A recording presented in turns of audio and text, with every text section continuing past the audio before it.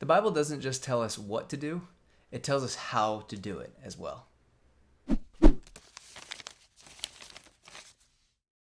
Welcome back.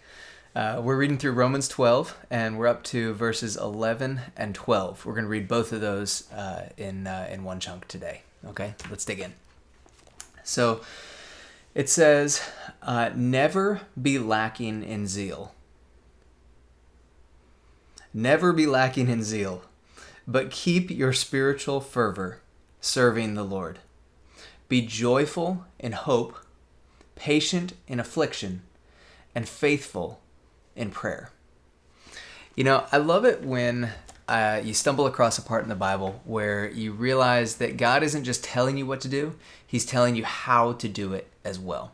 And when I look at this first part, in verse 11, I feel overwhelmed. I'm not gonna lie. I don't know how you feel looking at this. Maybe you're like all spiritual and whatnot. But in verse 11 it says, "Never be lacking in zeal, but keep your spiritual fervor serving the Lord." And as when I think about the fact that I have not been able to spend time with people, that I had to wear a mask at Thanksgiving, like all of these different things kind of pile up on top of me, and it's like there is no way I can never be lacking in zeal. I mean, this is kind of what Corona is all about. It's where'd my zeal go? And so I think if God had just left us with verse 11 and then moved on to 13, I'd be like, what are we gonna do? Okay, but He gave us verse 12. Okay, and so there are these three things that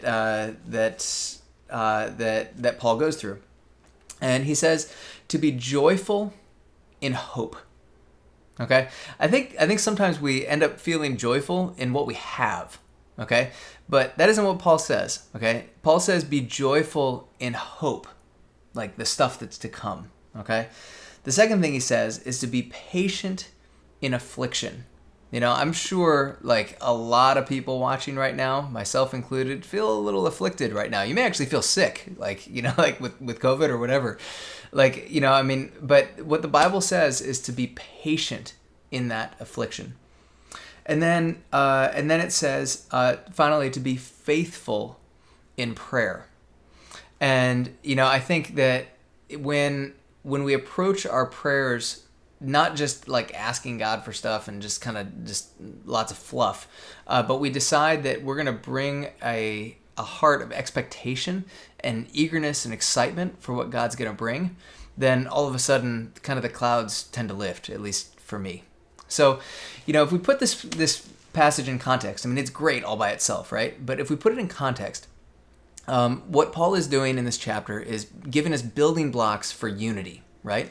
And I can't think of a time when I wouldn't want to be around someone who was never lacking in zeal but kept their spiritual fervor. And, I think that what we can remember is that when we fight to maintain our zeal by doing these things, okay, right, by being joyful in hope, being patient in affliction, being faithful in prayer, then what we end up being for others is a real inspiration and a breath of fresh air in a really, really hard time.